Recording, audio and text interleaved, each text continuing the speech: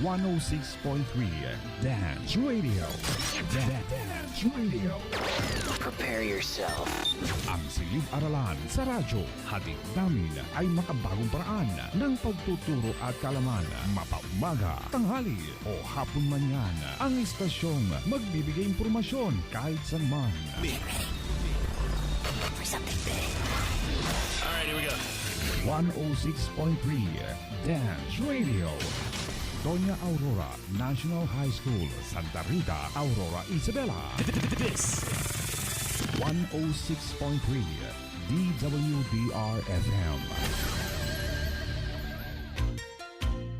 Physics, Chemistry, Earth Science, Biology, Biochemistry, Environmental Science. These are some branches of science. Science is about a whole lot more than that. And to sum it up, we believe that science is the way of helping the brain grow in finding new knowledge and help us defeat our curiosity and how the world develops and works today. Science. This is your class, and this is science. And now, here is your host for the day.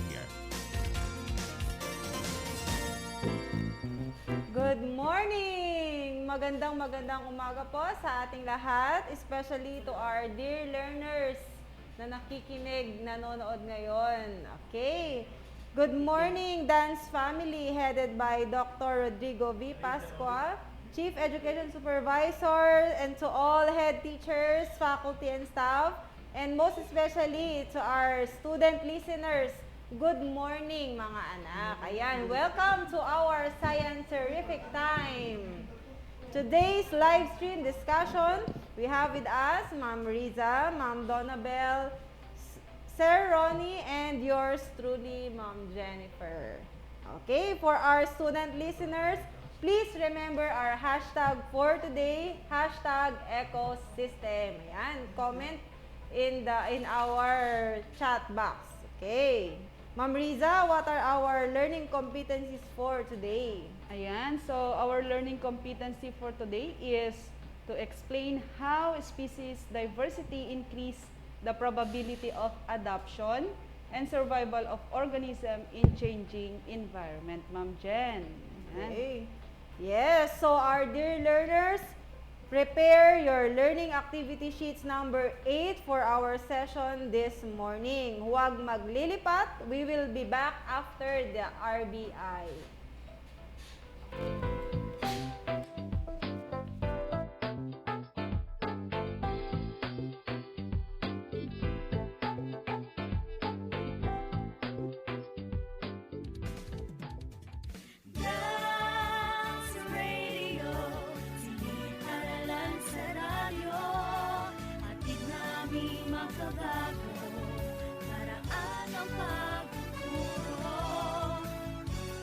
Wala nang makakapigil pa. Sulong Arangkada 106.3 Dance Radio sa Aurora, Isabela. Edukasyo'y susulong, basta magtulong-tulong, sulong edukalidad. Dance Radio.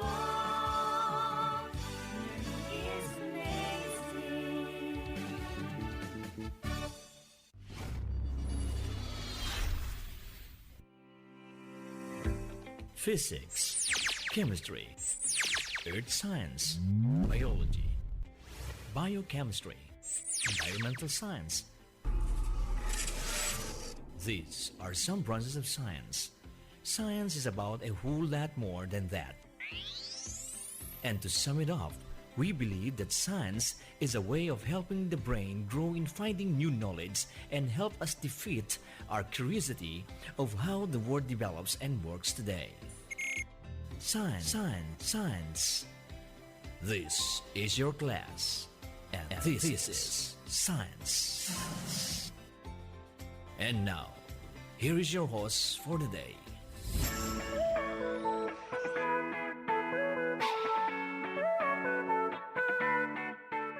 Good day, grade 9 learners. You are listening to our School on the Air program and serving you the different skills to learn filled with fun learning experiences. This is your amazing School on the Air host, Teacher Dennis Mendoza, together with your teacher for today, Teacher Rife Magaway. You're listening to School on the Air, DWDR-FM 106.3 Dance Radio, where learning is amazing. Are you ready for today's lesson, grade 10? This time, I turn you over to your radio teacher, Teacher Rife Magaway.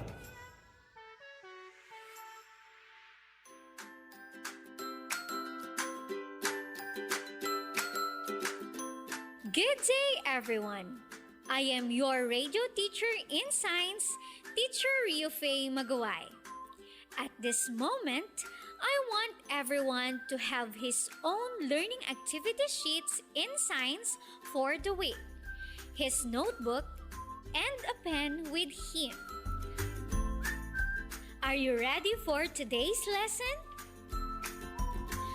Your activity sheet is designed to provide you with information and meaningful opportunities for guided and independent learning.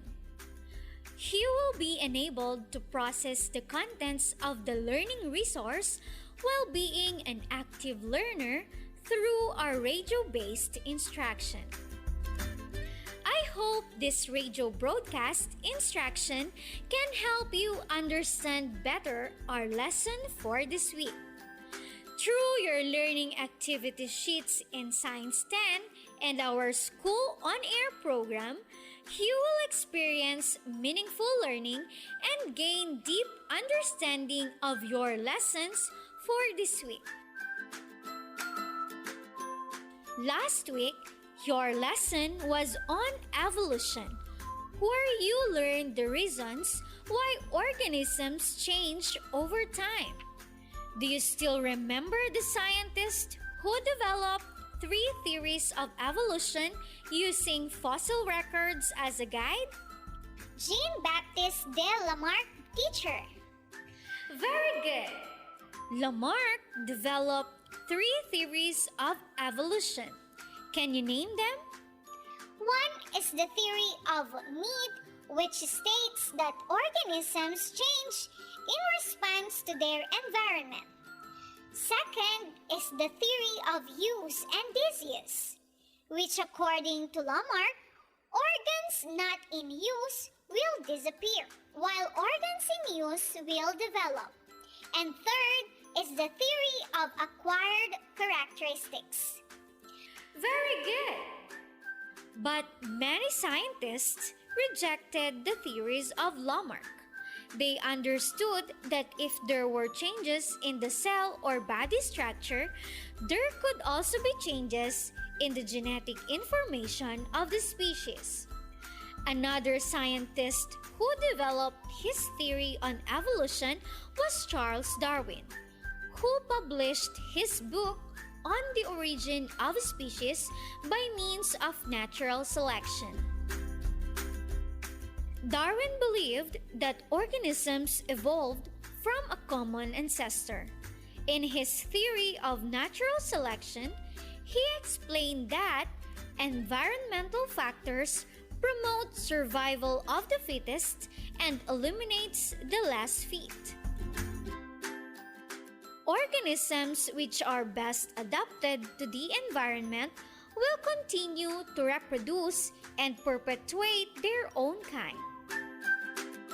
Can we relate the theory of natural selection to the disappearance of some plants and animals where the environment promotes survival of the fittest? Yes, teacher. Very good! What is again the term used for organisms that had permanently disappeared? Extinct, teacher. Very good! Can you give names of organisms which had undergone the process of extinction in the Philippines? The Philippine rhinoceros and the Luzon giant tortoise, teacher. Yes, you are right. Actually, There are already 8 mammalian species in our country that had been extinct since the Pleistocene epoch due to several factors. Year after year, more species of organisms continue to permanently disappear. What do you think will happen if this is not controlled or will continue? Biodiversity will be affected, teacher. It will decrease. You are right. Biodiversity will decrease and further affect the survival of organisms. After today's lesson, you will be able to explain how species diversity increases the probability of adaptation and survival of organisms in changing environment, and explain the relationship between population growth and carrying capacity. My dear students, I hope you have with you your learning activity sheets 8 and 9 in Science 10. Please turn to first page. Biodiversity includes not only species we consider rare, threatened, or endangered, but also every living thing, from humans to organisms such as microbes, fungi, and invertebrates. The air we breathe, the water we drink, and the food we eat all rely on biodiversity. Without biodiversity, the future of humanity is at stake. The importance of biodiversity is increasingly being recognized as of vital concern on the local, national, and international levels. The challenge is how to find practical and workable ways to increase biological diversity. It is increased by genetic change and evolutionary processes. Biodiversity is important to most aspects of our lives. We value biodiversity for many reasons. Can you give some examples? Basic human needs are obtained from biodiversity, such as food, fuel, shelter, and medicine. Very good answer. However, biodiversity is reduced. Do you know why? It is reduced by habitat destruction, population decline, extinction, and climate change, ma'am. You are right. Do you know other reasons for the decline of biodiversity? Invasive species, pollution, and global climate change, teacher. The underlying causes of biodiversity loss, such as a growing human population and overconsumption and pollution, are also considered. These are all factors that contribute to decrease in biodiversity. Please take down notes, my dear students. We must remember that the level of biodiversity is an essential factor in influencing the resilience of ecosystems to disturbance. But do you have any idea on how we measure biodiversity? Can we consider the number of species, teacher, as a measure of biodiversity? Yes, very good. There are many measures of biodiversity. Species richness is one. It is defined as the number of species in a given area. If a given area has a very high number of species, this means that it has a high biodiversity. Organisms are part of biodiversity and may be economically and ecologically valuable. Their products are sources of food, medicine, clothing, shelter, and energy. There also important in maintaining balance in the ecosystem. Some species maintain the quality of natural bodies of water. Some prevent soil erosion and floods, cycle minerals in the soil, and absorb pollutants. When do we consider species to have direct economic value and indirect economic value? Please refer to the first page of Module 8. If the species are sources of food, medicine, clothing, shelter, and energy, they have direct economic value. And the species has an indirect economic value if there are benefits produced by the organism without using them. Very well said. Some medicines used nowadays have formulations extracted from plants or animals. Vinblastine and vincristine are two chemicals that have been extracted from rosy periwinkle or Sitsirica. They are used in chemotherapy for Hodgkin's disease. They are also used in some form of cancer, including lymphocytic leukemia. Another common plant is Vitex negundo or dangla in Ilocano. It is extracted for cough syrup production. Certain species maintain the chemical quality of natural bodies of water, prevent soil erosion and floods, cycle materials in the soil, and absorb pollutants. These are all considered their indirect economic value because they are benefits produced by the organisms without using them. When do species provide a static value?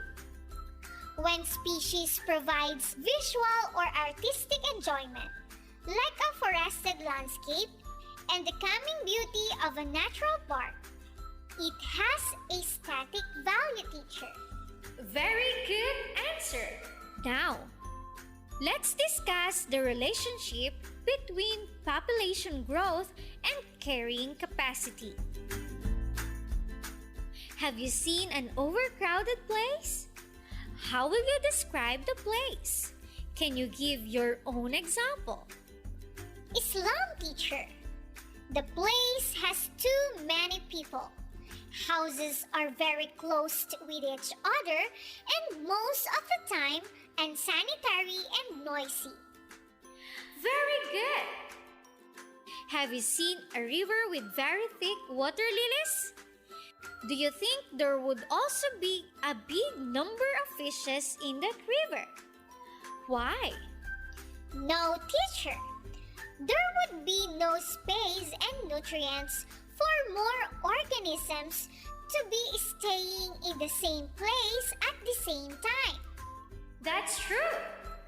A component of modern ecological research focuses on the abundance of organisms within a population and the changes over time and its contributing factors. Since a population is a group of individuals of the same species within a given area, members depend on the same resources which are subjected to similar environmental constraints. Scientists studied a population by examining how individuals in that population interact with each other. Moreover, they also study how the population as a whole interacts with its environment. Population ecologists rely on a series of statistical measures known as demographic parameters to describe a population. Demography is the study of the characteristics of populations.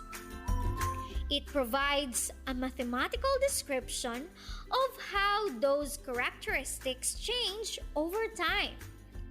When scientists describe a population, they may include factors that influence a population growth or decline. Several parameters are particularly important: population size, density, age structure, birth rates, death rates, and sex ratio.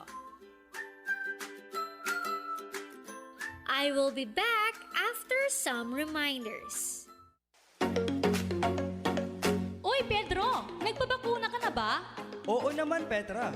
Bakunado na yata to.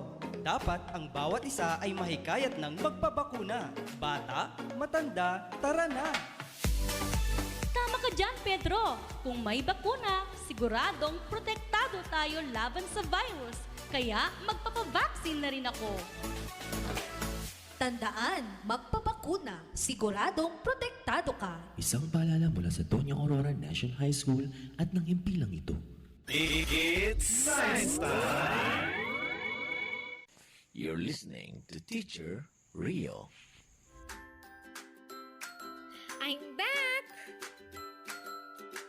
The patterns of demographic variation seen within and among populations are referred to as the structure of populations.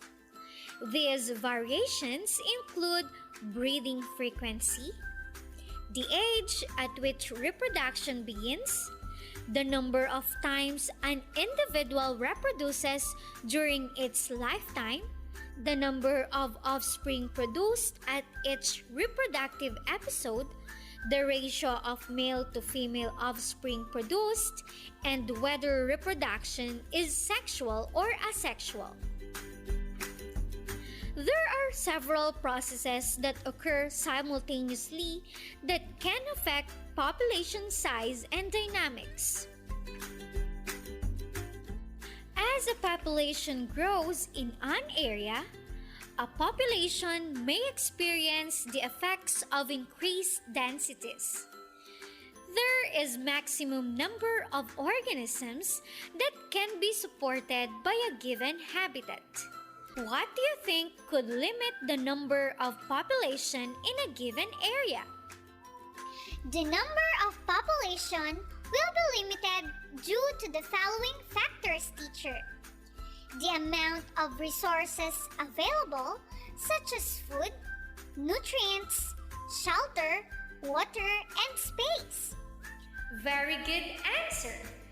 This is the point where the carrying capacity of an area comes in, which is defined as the maximum population that a given area can sustain.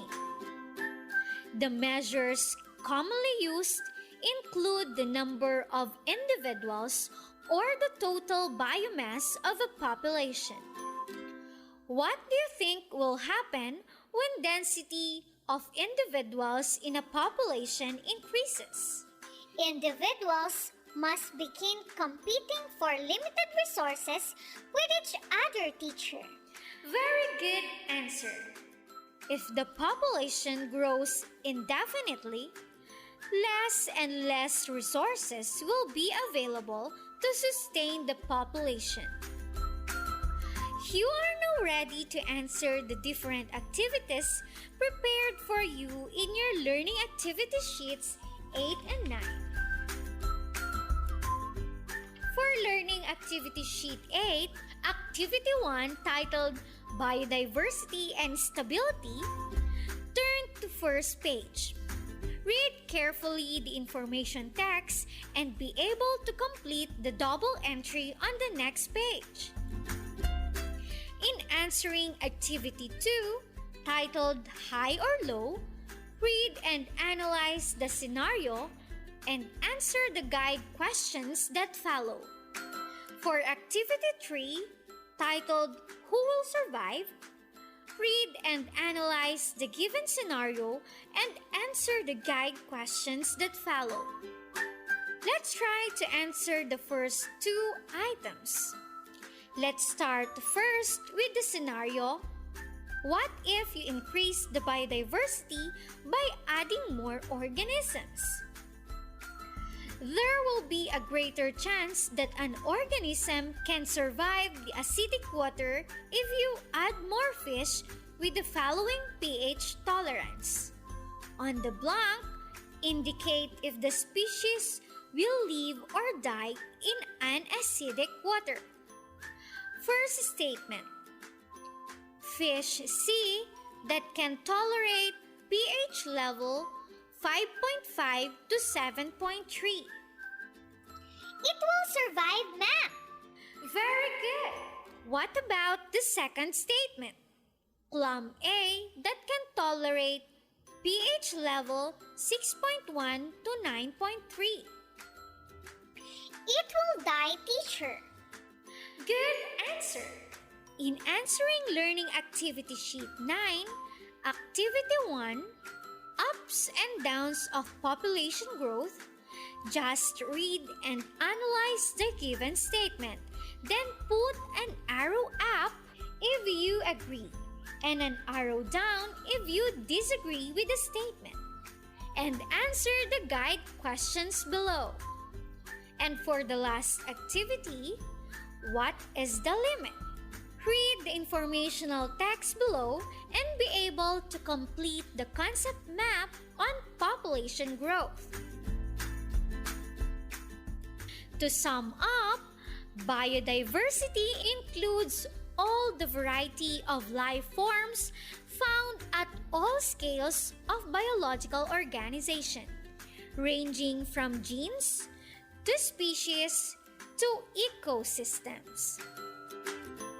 A species is considered to have direct, indirect, economic value, and aesthetic value. The stability of an ecosystem is the resilience to withstand changes in the environment. Changes in the ecosystem may severely reduce biodiversity and result to the instability of the ecosystem. Carrying capacity refers to the maximum population size of the species that the environment can sustain.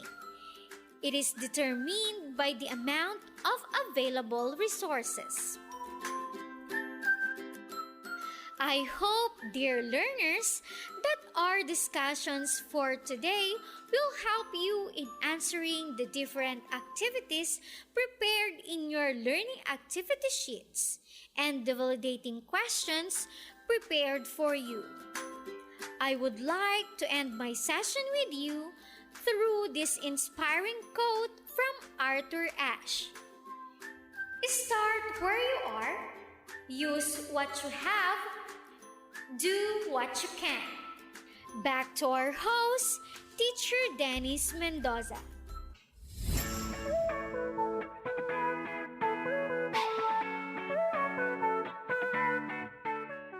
Alright, I'm back. Thank you, Teacher Rio. Again, I am your radio host for today, Teacher Dennis Mendoza. Should there be questions regarding the topic, you can ask clarifications from your science teacher through the contact number provided in your class schedule. Before we end the session, let me acknowledge the teachers behind this School on the Air lesson.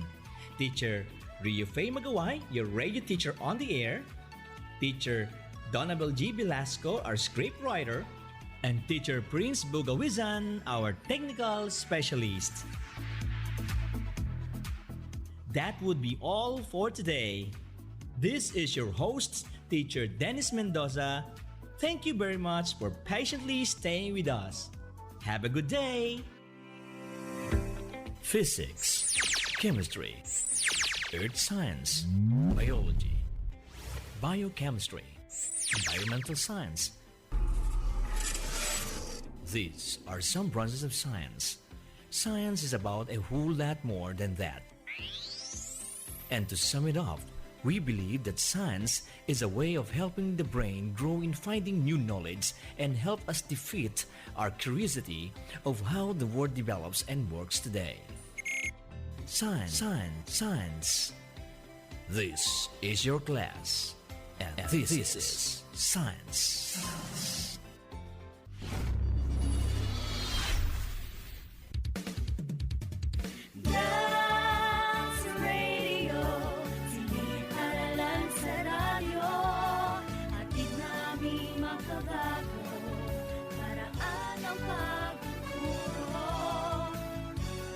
Wala nang makakapigil pa.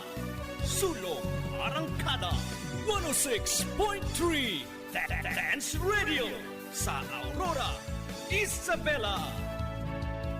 Edukasyo'y susulong, basta't magtulong-tulong, sulong edukalidad. Dance Radio, learning is amazing. Yan, we're back. Thank you for listening to the RBI for this hour. I hope you have learned a lot in the RBI lesson. So today's live discussion, our learning facilitators are here with us to explain further and deepen the topic. Okay, so let's have a short review of last week's lesson with Sir Ronnie Avila. Okay, so good morning sa ating lahat. So last meeting or last RBI natin, we discussed about the occurrence of evolution or the Lamarck theory of evolution and Charles Darwin theory of evolution.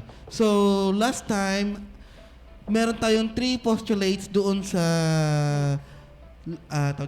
Lamarck theory of evolution. The first one is the theory of needs. Number 2, the theory of use and disuse. And the number 3, inheritance of acquired characteristics. Well, doon naman kay Charles Darwin, yung pinakasikat niya yung the natural selection. Pero yung natural selection, diniscuss din natin yan, meron siyang 4 steps. Yung number 1, the overproduction. Number 2, the variation. Number 3, the competition. And number 4, the selection. So yun yung summary o yun yung diniscuss natin last meeting or last RBI natin or live discussion last week. Yun. Thank you, Sir Ronnie. Now we're ready for this week's live discussion. Okay.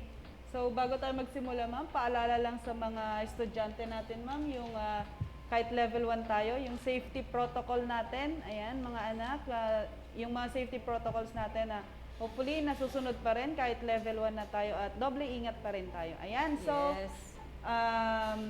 Salamat Sir Ronnie for that very quick review na ating past lesson yesterday. So at this time, we will show some pictures, ma'am, ng different Yes. places. Ayan. First, ayan. Ano yung nakikita Yun. natin? So, meron tayo dyang rice field. Ayan. So, sa kwan pala tayo, ma'am? On air pala tayo kasi Okay, so nagloloko we yung are, internet natin. yan, naririnig tayo sa radio station natin ngayon, no? Sa radyo. Yes, sa radyo. Pero pwede nilang i-replay sa Yes, via makikita Facebook. nila ito sa replay. Yes, ma'am. So, dito sa picture natin, meron tayong palayan. Ayan, makikita natin ng mga palayan. At ano kaya yung mga organism na pwedeng matagpuan dito, ma'am, sa rice field? Ayan. Siyempre, ma'am, merong palay. Kasi Ayan. palayan, di ba? Oo, palayan. Ayan, palay. So, May mga nakatanim na palay. May mga nakatanim Ayan. na palay at baka hindi nila nakikita, ma'am, yung mga langgam. Ayan. Oo. May mga paisa-isang kuhol din dyan, siyempre, at Yes, mga ma'am. daga. Pero, ang dominant dyan is yung palay Palay. na malapit ng anihin talaga. Oo, yan. Golden. Ayan. So, next, ma'am, we have cornfield. Maisan. Maisan din. Mostly talaga dyan, pag cornfield, dito sa picture natin, mas marami yung mais. Nakatanim na mais. Mga nakatanim na mais at malapit na yatang mamunga. Oo. Yan. May mga langgam ulit dyan, ma'am. Hindi na lang Yes. natin nakikita at marami pang mga species dyan. May mga bulati din. Oh, yeah, yes, ma'am. May mga insects Yan, din may tayo mga dyan. puno rin sa paligid niya, ma'am. Yes, ma'am. So, next we have, ayan, Cagayan River. Alam mo ba, ma'am, ang Cagayan River is the longest river in the Philippines. Oo, yes, ma'am. Matatagpuan dito sa Region 2. Ayan, so, medyo... dito sa dito sa Aurora, na dadaanan tayo ng Cagayan River, di ba? Yes, ma'am. Ayan, dito Kahit dun sa Angadanan, dun sa part namin. mostly sa Cagayan talaga yan. So, ano kayong mga makikita dito sa Cagayan River, ma'am? malapit na ang kwan, malapit na ang ating Semana Santa. Oo, dyan kami madalas nagpipiknik kapag Semana Santa. Siyempre may mga isda dyan, may mga damo, may mga insekto. Iba't ibang klase ng isda. Meron ding, anong tawag doon, yung tukmim ba yun? Tukmim. Anong tawag doon? Tulya. Tukmim sa Ilocano. Tukmim, benek, yung mga ganun, ma'am. Oo, asisi sa Ibanag yun. Oo, asisi sa Ibanag. So, sa Tagalog, Tulya. tulya. Oo, Ayan. yan. So, habang naliligo yung iba, kumukuha ng tulya. Oo. Yung iba, agurong, kunada pa yung ma'am, yung Oo. black. Yung black na mahahaba. Ayun. Oo. Yeah, So, yan. madami May tayong- linta din dyan kasi kapag naglalaba kami nung nanay ko dyan, may biglang linta na sumusulpot. Oo. Hindi kasi malayo kasi kami sa river, ma'am eh. Yan, talagang pinupuntahan lang talaga. Oo. So, iba't ibang organisms ang matatagpuan dyan. Yes, so napakadami, hindi Yes. lang mga puno na nakapaligid, kundi iba't ibang klase ng seashells, mga isda din, ma'am. Yes, next we have Yan, vegetable garden. Meron tayong vegetable garden dito, anak. O, sa mga bahay-bahay ng mga nakaantabay dyan sa region natin, ano yung mga tanim natin sa mga ating vegetable garden? Oo, usually, may talong, ganon. Talong, yan, nandyan, sili. Tapos, sa bahay may okra, kalabasa, ayan. So, Usually, marami, ma'am? Iba't ibang klase, parang bahay kubo na Oo, talaga. bahay kubo. Lalo na kung masipag kang magtanim, talagang makakapagtanim ka ng So, i-comment na nila lahat ng mga nandun sa bahay kubo na vegetables. Next, ma'am? Yan, coral reef. Yan, sa dagat naman yan, ma'am. Yes, Palawan yata yan. Oo. So, maraming iba't ibang klase ng isda na matatagpuan dyan. Hindi lang isa. So, makikita nyo iba't ibang kulay sila. Then, yung corals, iba't ibang klase ng corals nang nandyan. Ayan. So, napakarami, ma'am, ng mga organism natin sa bawat area, sa iba't ibang lugar. Ayan. So, okay. So, based on the picture shown, it shows that there are different organisms in one place. That is what we call species diversity. Okay, Yan, what is species diversity, ma'am? Yan, species diversity is a number of different species that are represented in a given community, ma'am. So, mga iba't ibang klase ng species sa isang community, sa isang lugar, ma'am. Yan. So, all organisms have important in our environment. So, tulad ng nabanggit natin kanina, ma'am, yung mga pictures natin kanina, may mga importance sila. So, alamin natin, meron tayong mga pictures dito. We have 3 groups of picture, group 1, 2, and 3. Pakita muna natin yung group 1, ma'am. Ayan, so meron tayong, ano kaya yung mga nasa picture na yan, ma'am, sa group 1? Okay, sa group 1, may tilapia, then mga baboy, at mga manok. Ayan, native na manok. Ayan, mga native na manok. So, kung iisipin natin, ma'am, ano ang kanilang role sa ating buhay? Oo. Ano yung value nila? Ang common denominator nilang tatlo para sa buhay ko, ma'am, is sila yung mga kinakain ko. Yes. Serves as our food. Yes, ma'am. Lalo na yung tilapia, kapag pupunta tayo sa Cagayan River, di ba nag-iihaw-ihaw tayo? Kapag kamataas naman ang karne ng baboy, andyan yung mga manok natin sa bahay, yung mga native, di ba, ma'am? Yes. So, it serves as food. Yes. Next group, ma'am. Yan, we have the... Ano kaya itong mga to? Usually natatagpuan to sa medicinal garden. Yes, ma'am. Diba? Mga aloe vera, oregano, lagundi. Okay. Ayan. So, yes. Usually ginagamit ko to, ma'am, kapag may ubo yung anak ko, lalo na yan. Etong oregano. Yes, yan. I-steam mo yan, tapos pipigain. Yung katas niya, yun yung papainom. Then yung lagundi, ganun din. Papakulo mo, tas yun. Yes, ma'am. So, ano na ulit ang, ayan, ang kanilang, sa pictures na yan, tinatawag natin na direct economic value, ma'am. Okay. If their products are sources for food, medicine, clothing, and shelter and energy, that is what we call the direct economic value ng mga organisms. Ayan. Okay. Next, we have the group 2. We have the coral reef in Palawan, mangrove in Divilacan, and the Northern Sierra Madre, ma'am. Ayan. So, sa coral reef, ma'am, ano kayong nagsiserve dyan? The coral reef serves as the sanctuary, yung bahay ng mga isda. Doon sila nagpaparami. Yes. And mangrove in Divilacan, ma'am, yan. And even sa coastal town ng Isabela, sa Palanan. Kasi galing ako sa Palanan, ma'am. So, kapag ka may bagyo, ma'am, sa Palanan, ganon, dati, nagkakaroon ng storm surge. Kasi malapit sa dagat. So, yung mangrove dyan, siya yung nagpro-protect para maiwasan yung pagpunta ng mga alon, tubig. Para malesen yung impact. Malesen yung impact ng wave na pupunta sa mga nearby barangays. Yes. Ayan, and speaking of typhoon, ayan ma'am, yung Sierra Madre natin. Ito yung sumasangga or nagpo-protect sa atin dito sa Cagayan Valley sa mga dumadating na bagyo. Yes, diba? ma'am. Sabi ko nga, nung nasa Palanan ako, tatawag ako dito sa mainland na sinasabi nila, dito sa other part of Sierra Madre. Wala daw bagyo, samantalang doon sa other part ng Sierra Madre natin, halos lumipad na lahat, ma'am. Oo, kasi Natumba sila na yung lahat. unang nadadaanan, di ba, ma'am? Yes, Tapos, bago makalampas, dito, papunta dito sa Isabela, may Sierra Madre na nakaharap. Yes, So, hindi natin gaanong nararamdaman dito. So, basag na kung baga yung bagyo, ma'am. Ayan. Oo.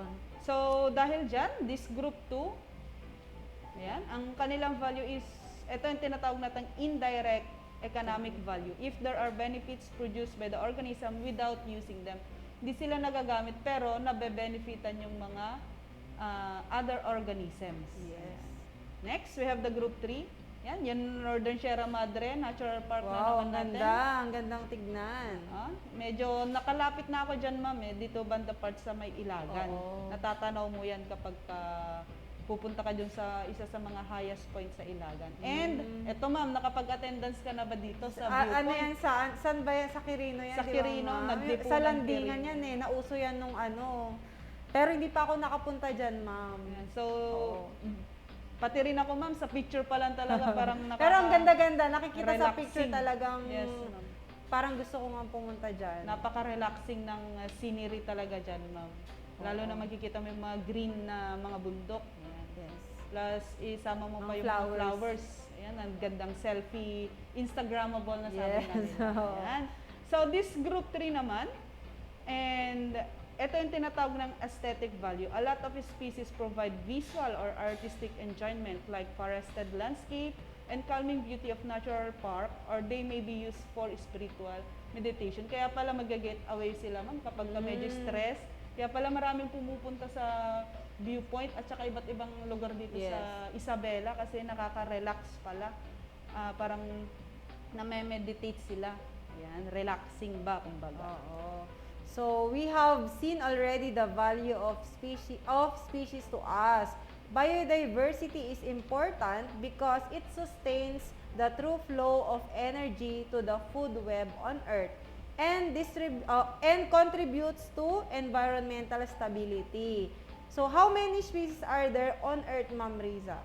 Ayan, so Philippines is one of the 17 mega biodiverse countries containing 2/3 of the Earth's biodiversity, ma'am. So, and 70% of the world's plant and animal species, due to its geographic isolation, diverse habitat, and high rates of endemism. The Philippines biodiversity provides several ecosystem. Medyo dito, ma'am, based sa ating graph, is meron tayong 1.4 million na mga species natin dito. But tumataas pa yan kasi nakakapag-discover pa na sila ng iba't ibang species natin, ma'am. Yes. Pero kung mapapansin natin, ma'am, dyan sa graph, the highest number of organisms ay nasa mga insect, Yes, diba? ma'am. Insect. So, pinakamaraming insects na organism, iba't iba kasing klase. Yes, okay. And pinaka-konti naman yung mga virus. Wherein meron lang 1,000 known viruses. Yes, ma'am. Okay. So, yung 1.8 million number, ma'am, na different species na yan, constant ba yan or hindi na ba yan nagbabago through the years? So fossil records indicate that the biodiversity of species on the planet has been stable.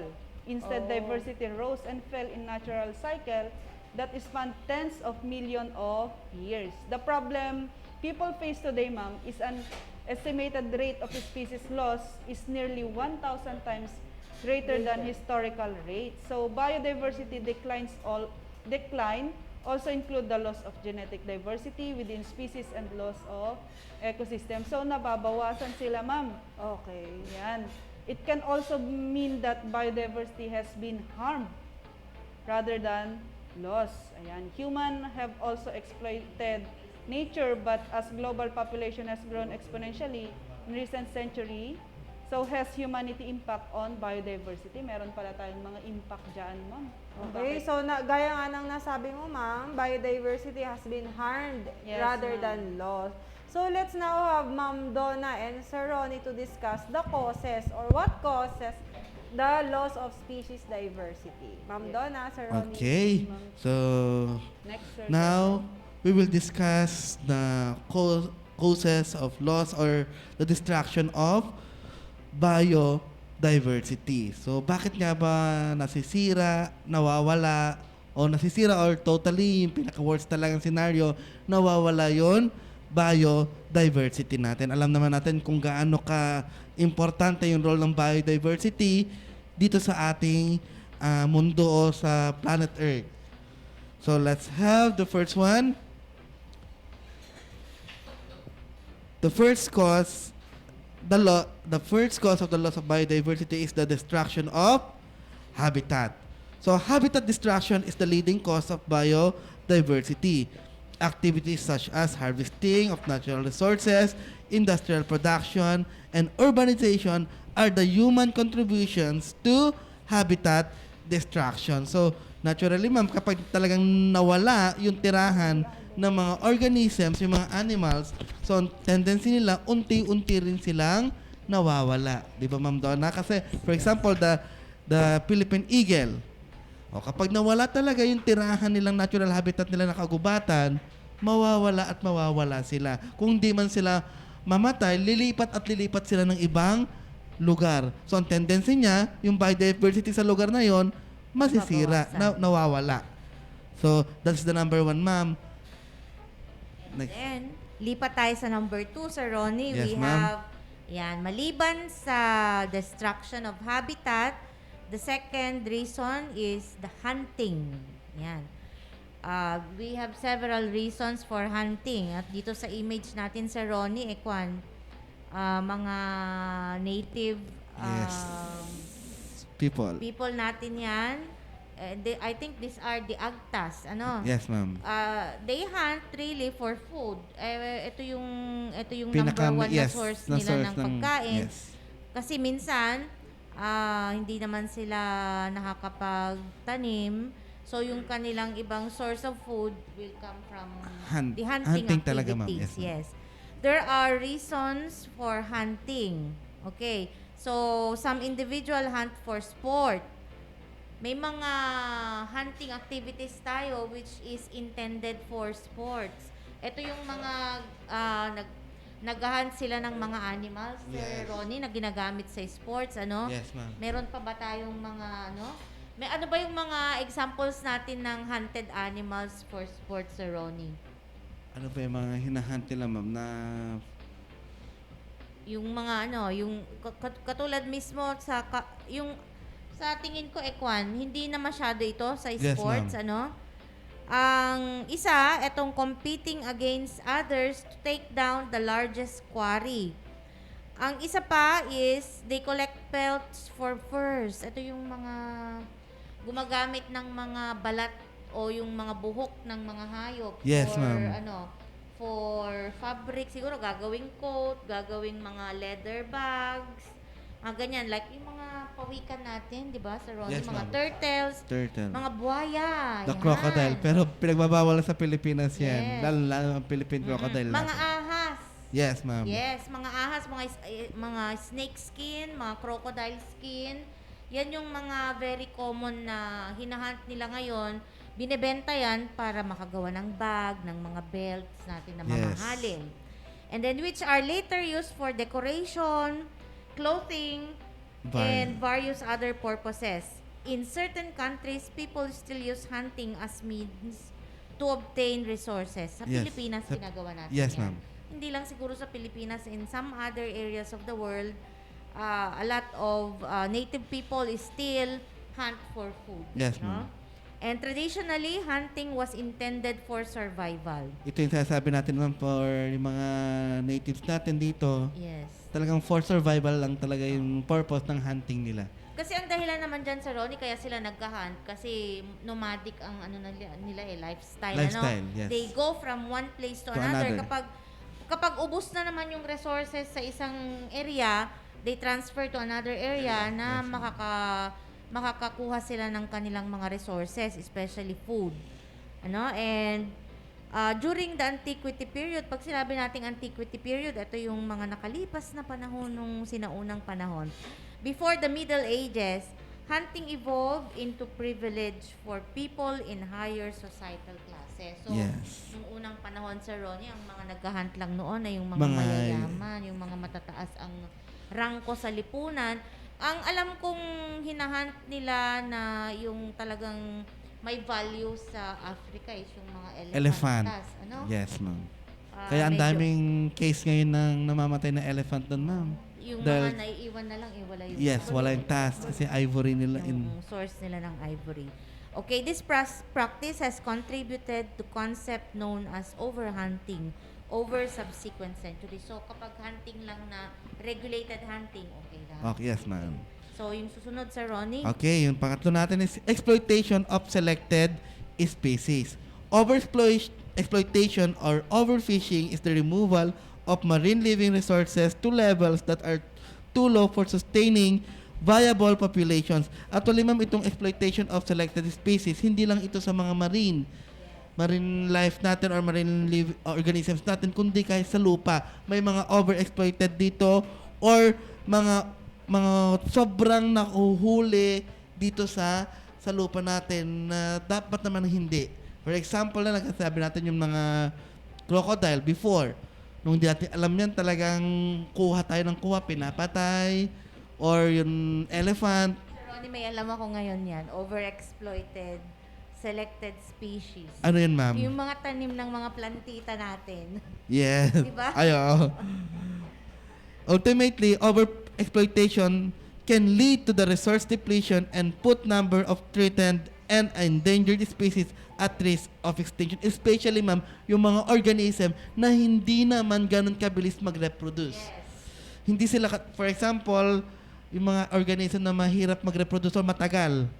May mga kasi, kung mag-reproduce man sila, very small number. Yes, hindi naman sila katulad ng ipis, ma'am, na kapag nangitlog, ang dami kaagad.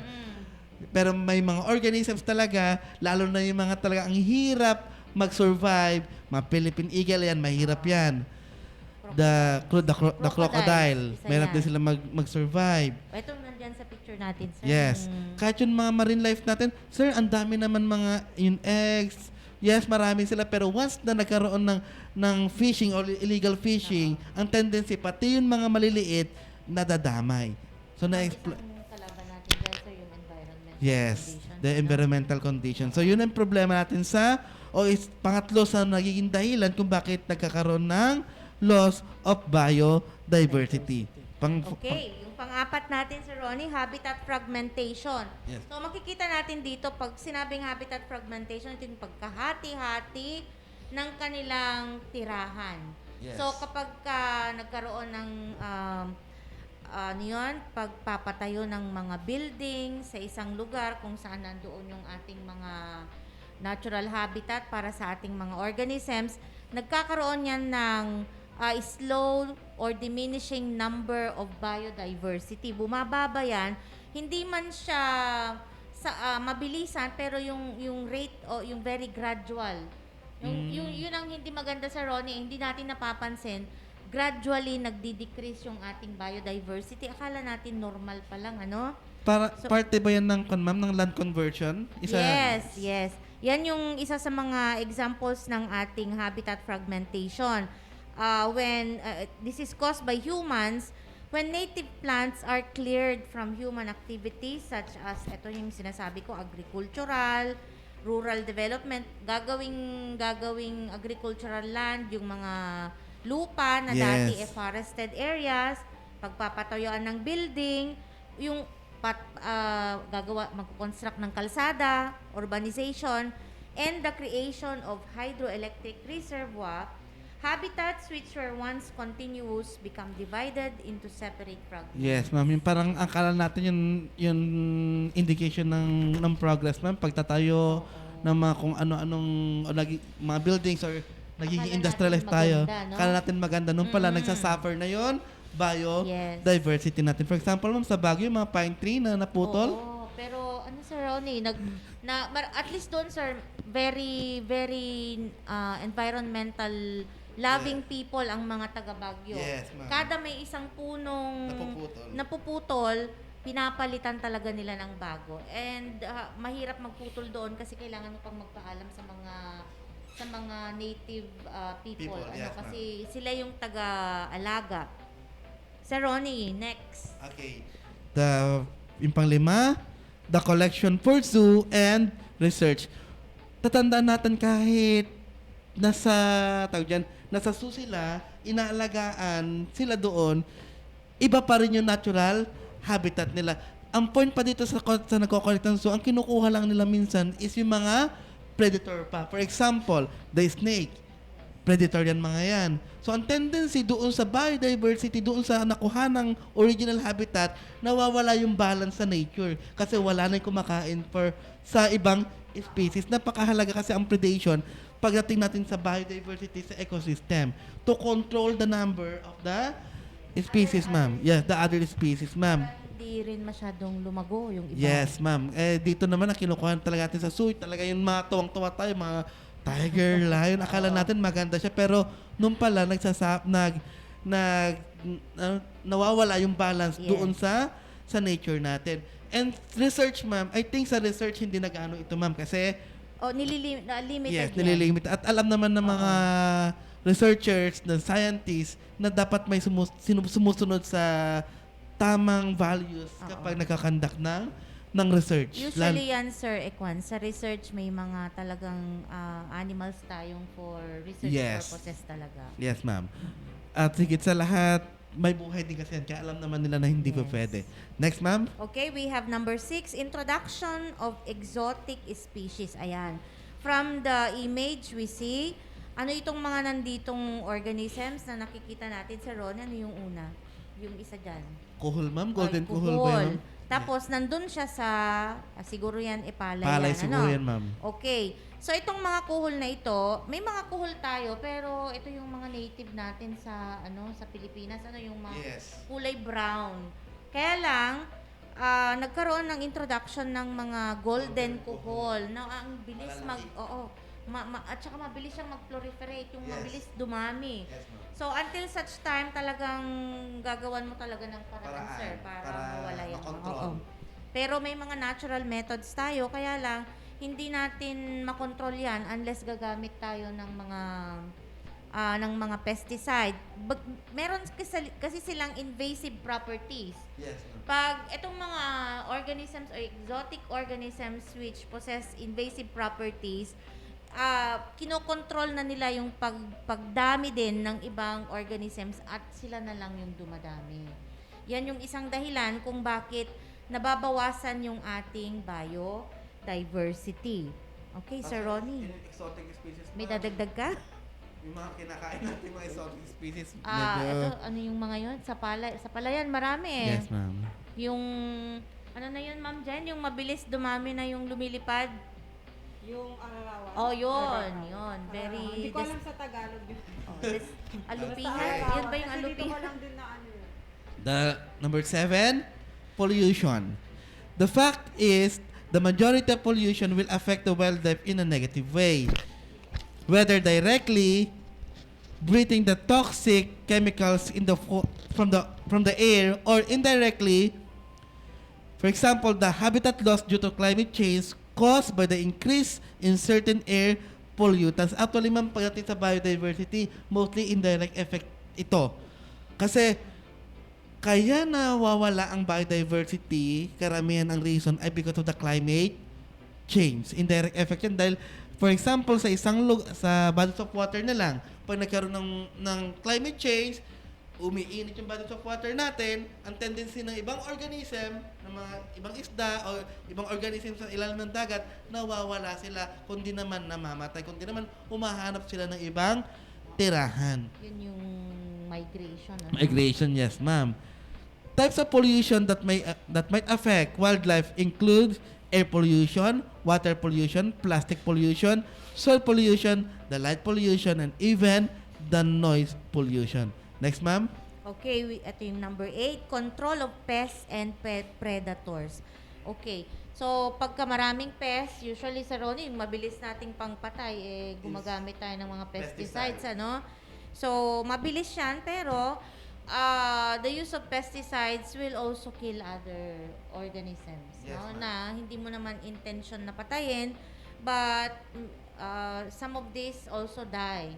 Kaya nga, ito yung dahilan kung bakit pinagbawalan yung DDT. Yes. Kasi nagtatagal Long term. siya. Oo, Yes. nagtatagal siya. And this is one of the reason kung bakit ang ating biodiversity ay bumababa.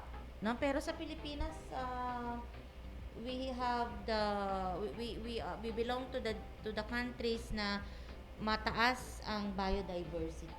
Actually, isa tayo sa pinakamataas talaga. top 17. Yes, top 17.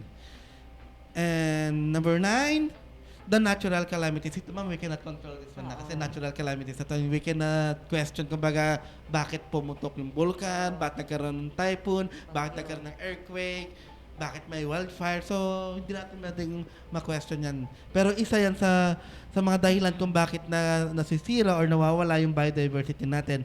Natural hazards include forest fire, earthquakes, volcanic activities, tsunamis, hurricanes. Natural hazards generally decrease biodiversity. They can either kill organisms directly or destroy their habitats so that they are no longer available to live in the area where the hazard occurred. So, as I said, ma'am, hindi natin makakontrol ito.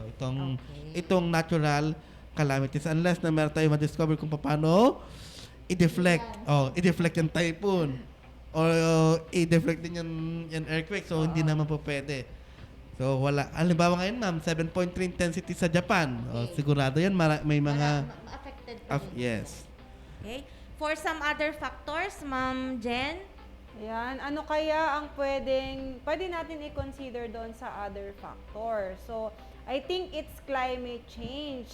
As climate change alters temperature and weather patterns, it will also impact plant and animal life. Rising temperatures already affect the world's polar regions, kaya yun nawala yung mga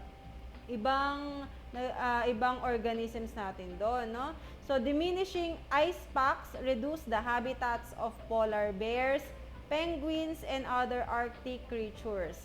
As the ice melts, it increases the sea level, which will affect and perhaps destroy ecosystems on coastline. So, yun yung mga iba pang factors na loss of biodiversity. Okay, ma'am? Yan. So, ano nga ba yung kapag nawala yung ating biodiversity or nabawasan yung mga organisms natin, bumaba. Ano kaya ang pwedeng mangyari kapag mababa yung biodiversity natin? Kapag we have low biodiversity. Ayan.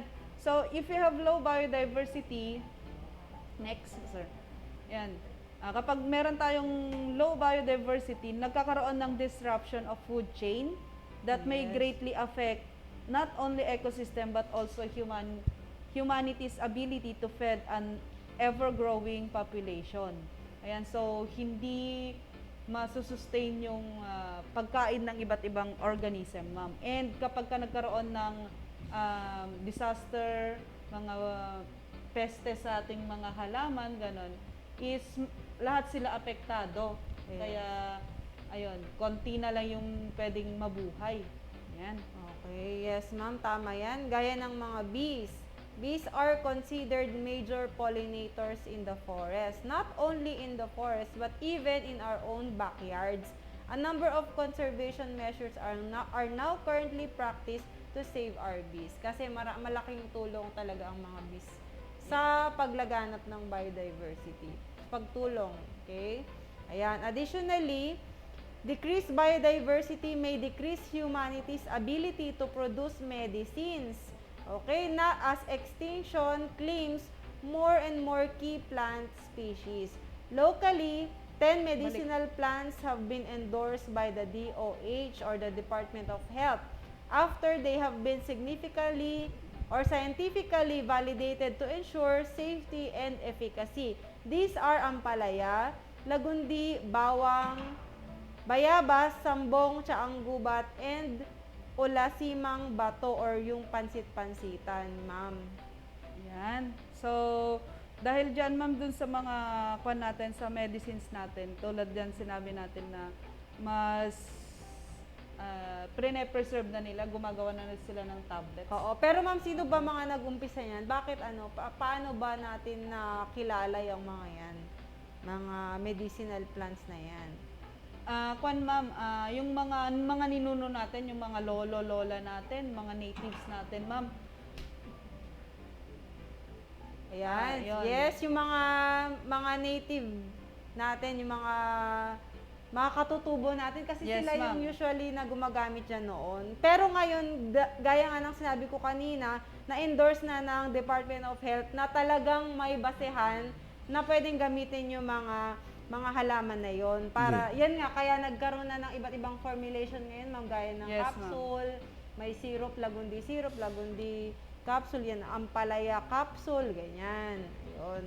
Yan. So, ano nga kapag yan, ma'am, paano naman kapag masyadong mataas yung species na ating diversity sa ecosystem?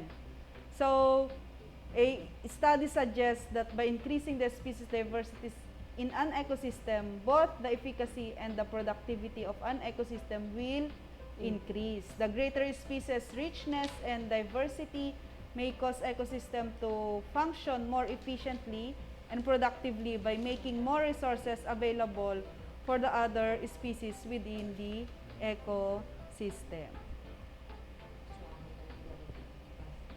Ayan. So, yun nga. So, a large number of species can help an ecosystem recover from ecological threats even if some species go extinct. So, species diversity is valued for many reasons. The crops and livestock we rely on for food are derived from plants, animals, algae, and fungi. For a human health perspective or from a human health perspective, a significant fraction of medicines prescribed today contain chemical compounds that were originally isolated from wild organisms, including aspirin, so galing yan sa willow trees, and penicillin from fungus. In addition, diverse habitats are more stable in their provisioning of ecosystem services, including clean water and the pollination of agricultural crops. So, may connection pala yung clean water doon sa biodiversity natin. Okay, yun. Yes, ma'am. So, sa local government natin, ma'am Donna, may mga ginagawa ba yung mga local governments natin for this? Yes, ma'am Riza and ma'am Jen. In our own province of Isabela, sa Ronnie, different measures have been implemented to save endemic species such as the Philippine crocodile. Yes, Sa Ronnie, ma'am. pag sinabing nating endemic, Dito ito lang. yung Dito mga, lang. yes, Yes. species or organisms which can only be found in a certain place. Yes. Yun ang ibig sabihin ng endemic. So, may mga ganyan pala tayo dito, no? And one of the endemic species is found in San saan ito? Mariano, San ma'am. Mariano. San Mariano, ma'am. Okay, San Mariano, Isabela. And we have the Philippine crocodile. Okay, so itong Philippine crocodile, isa siya sa pinakamaliit na species ng crocodile. Ito siguro ang dahilan kung bakit siya threatened, madali siyang mahuli. No? It is critically endangered species and considered to be the most threatened crocodile species in the world. This endemic freshwater crocodile, once thought to be extinct in Luzon, was recently rediscovered in the northern Sierra Madre, northeast of Luzon. Sir Ronnie, pagka nakaharap tayo sa north, facing north, dito sa right natin is Sierra Madre. Sierra Madre, So, ma'am. pagka papunta tayo ng north, yung nakikita natin na mahabang bundok dito sa right side, That yan is yung ating Sierra Madre. Madre. And this is the home of several species of animals and plants, and especially mga insects natin. They were once prevalent throughout the Philippines, but currently only found in small town in San Mariano, Isabela. Taga dito si Ma'am Mirna. Yan. They primarily live in freshwater rivers, ponds, and marshes. Pag sinabi natin freshwater, Sir Ronnie, ano yung mga examples ng freshwater natin? River, ma'am. O river. Ponds. Yung mga swamps. Swamps, nandun yes. sila meron.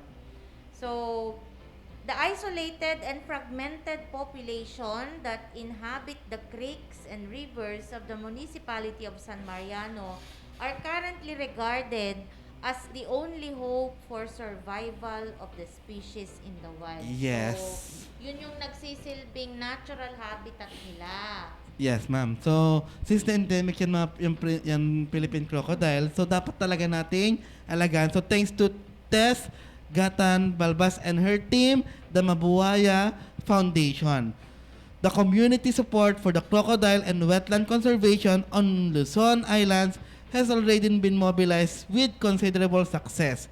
For community, managed crocodile sanctuaries have been established and the crocodile population has increased from just 12 in 2001 to more than 100 in 2012. So, napakalaki ng pag-increase ng population ng ng Philippine crocodile. So, ilang taon yung nakalipas? Sir, ano bago naging 100? 11. 11. So, ganun katagal. Yes, ma'am. Just the increase of 88. Yes. 11 years. So, talagang matagal talaga sila mag-reproduce, ma'am. Yes.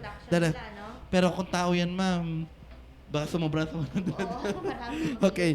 The number of crocodile killings by humans has already decreased from 13 in 1998 to 1 in 2013. So, ibig sabihin, mas na-educate ngayon yung mga tao sa San Mariano or hindi lang San Mariano, sa local, sa nearby municipalities na hindi dapat patayin itong Philippine crocodile.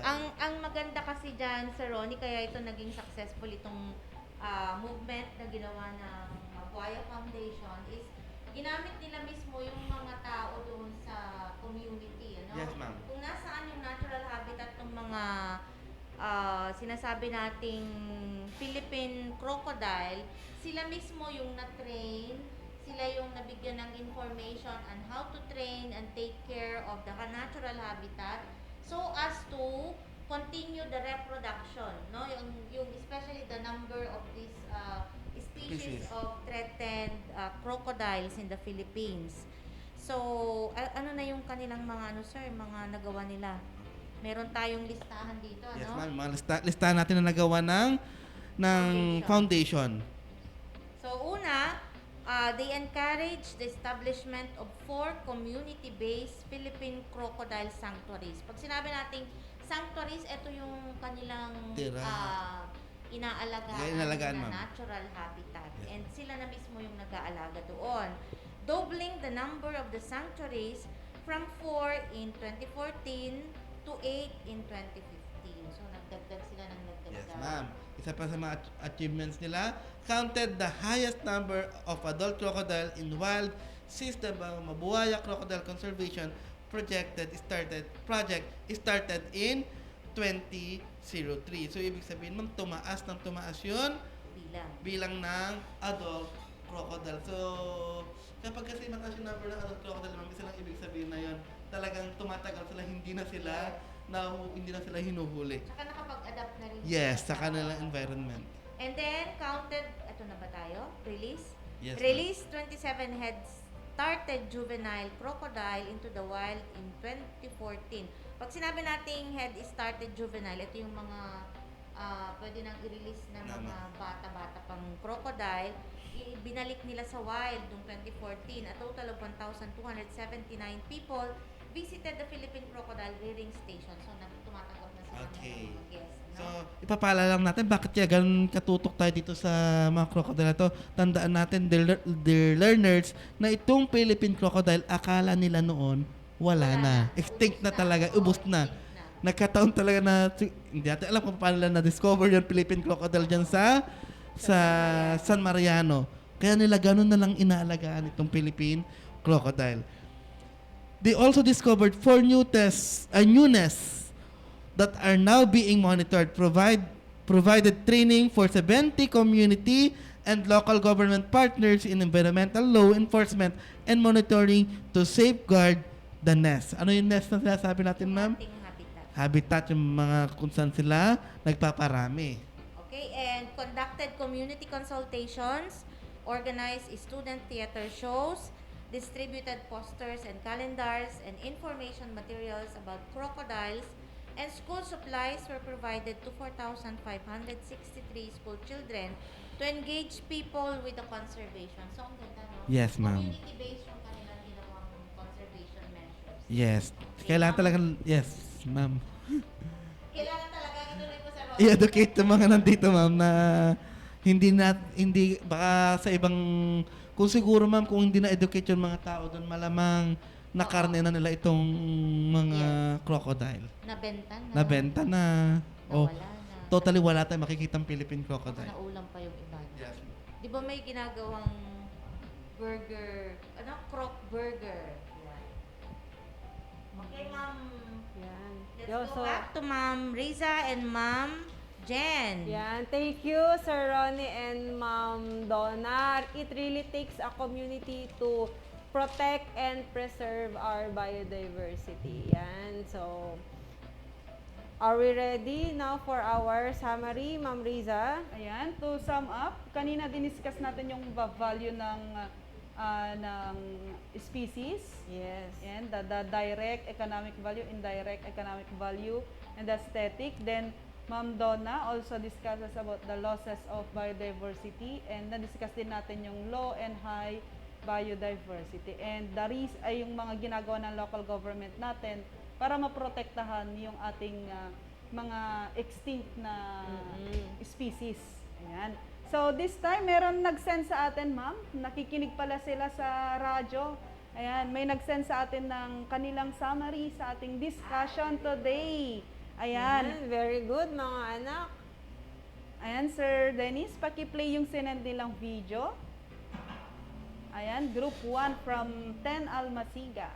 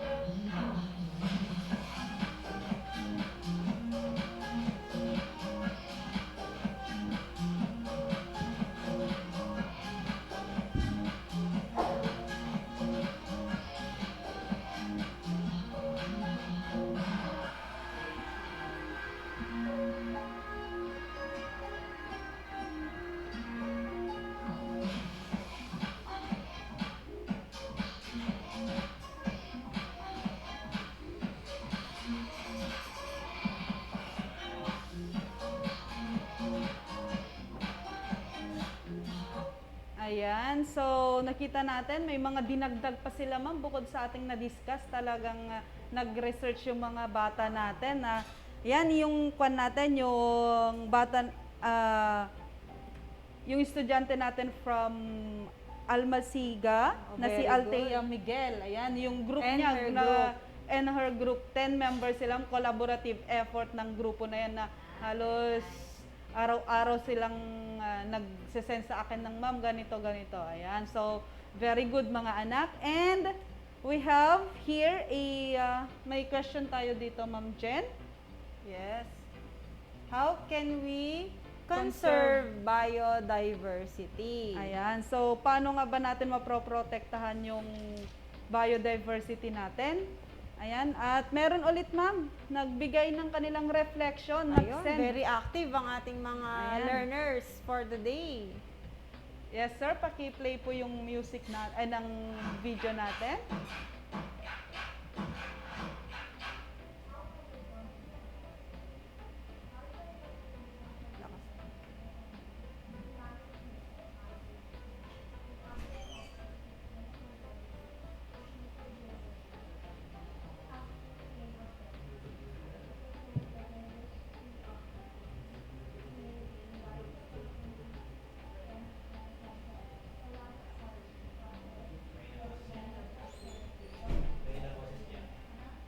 Mahina yung voice.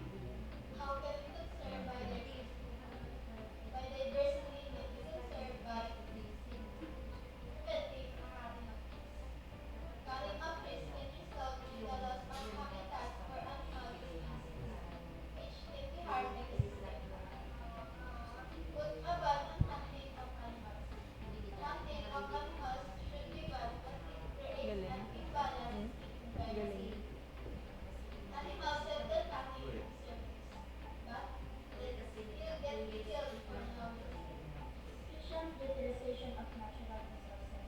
Save the resource in every possible way and in every possible place, considering sustainability and environmental impact. Protected areas should be developed for animals where no human activities are allowed. No provide safe havens for wild plants and animals. Ayan, so napakagaling naman ng grupo nila Nicole. Ayan, yung mga nakita natin ma'am, sina Nicole, si Mary Ann at saka si Angelica. May mga nagsalita, may mga nang-edit ma'am. Ayan, nakita natin na very diverse, pati yung mga output nila ma'am. May nag-video, may PowerPoint. Ayan, so parang sa lesson natin na very broad yung ating mga species. Ayan, and may nag-send din sa atin ng flyers dito. Ayan, so conservation of biodiversity. Ito sana ma'am, kung may internet tayo ngayon is meron tayong batang papasok. Ayan, nagbigay sila ng strategies for biodiversity conservation. Naglist sila dito ng 11. Oo, So sila mismo ang gumawa niyan, ma'am. yes ma'am, sila mismo. Ayan, napakagaling talaga ng talent ng ating mga learners. Ayan, napaka-diverse. And yes, Ma'am Jen? Ayun, so yun na ang ating reflection galing sa ating mga students. So gusto ko lang idagdag ma'am na every organism is important. Even yung very tiny na inaapak-apakan, tinitiris lang natin, no? Kasi noon nga ang ginawa ang Noah's Ark, 'di ba? 'Di ba lahat ng mga lahat ng mga organisms isa-isang pair ng animals, 'di ba? So yung isa ay yung asawa ata ni Noah yun. Gusto niyang itapon na lang yung pair ng gagamba, pair ng ahas, pair ng yung mga harmful kumbaga. Yes, ma'am. Pero ang sabi ni Noah hindi kasi creation ni God yan. So kailangan talagang pakaalagaan natin ang lahat ng species, lahat ng organisms na dito sa mundo. Ano? Kasi tayo din ang makikinabang dyan, no? Yes, ma'am. So, parte sila ng ating buhay. Yes, ma'am.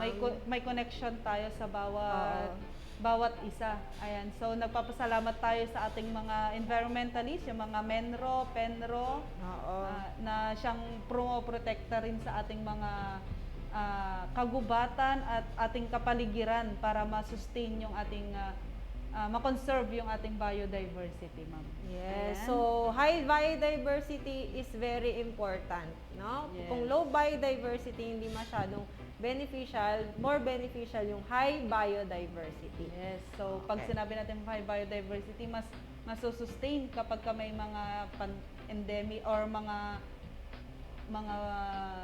sakit sa ating mga halaman, sa ating mga animals, mas malaki yung survival nila kapag Mas malaking survival rate nila. survival rate kapag mas madaming species sa isang lugar. Ayan. Ayun. So, doon na tayo magtatapos, ma'am. Pasalamat tayo sa ating mga nakasama ngayon. Nasa likod ng ating radio. Ayan, si Sir Dennis and Sir Joshel. Ayan. Yes. And also, yan, since may oras pa tayo, ma'am, paalalahanan natin yung mga estudyante natin na mga hindi pa nakatapos so ng kanilang mga outputs. Anak, pakigawa na, no? Huwag kakalimutan ng ating mga validating questions, reflection, yung summative natin, and pakiayos na rin yung pakiayos yung pagkakasubmit, ano? I mean, yung Hindi halo-halo. Oo, hindi halo-halo kasi baka pinaghahalo-halo nyo yung mga subject. Ayun. So, yun yung ibig kong sabihin. Oo, wag pa kalimutan pangalan, section, yan, advisor, yan. Okay. So, maraming salamat sa mga nakinig, lalong-lalo na sa mga nakikinig ngayon sa radyo. Maraming salamat sa mga viewers natin. Ayan. So, sa mga science teachers na nandito ngayon, thank you very much, Ma'am Donna Saroni, Ma'am Riza. Yes. Ayan. Okay. So, that ends. See you again. Ay, this is our last pala for Science 10 ng quarter 3. See you sa fourth quarter. Oo. Chemistry naman tayo dun, ma'am. Oo, last na kayo ng quarter 3 ng science natin, mga grade 10. Next naman ay quarter 4 na tayo, magki-chemistry na tayo next. Next, sa susunod na shift. Next week, science 9 na po ang ating tatalakayin. Yes, for the shift 2, ma'am. Shift 2 na. Science 9 at saka Science 7. Tama. Yes, so see you again next week, mga anak. Have a nice day and keep safe, everyone. Goodbye. Goodbye.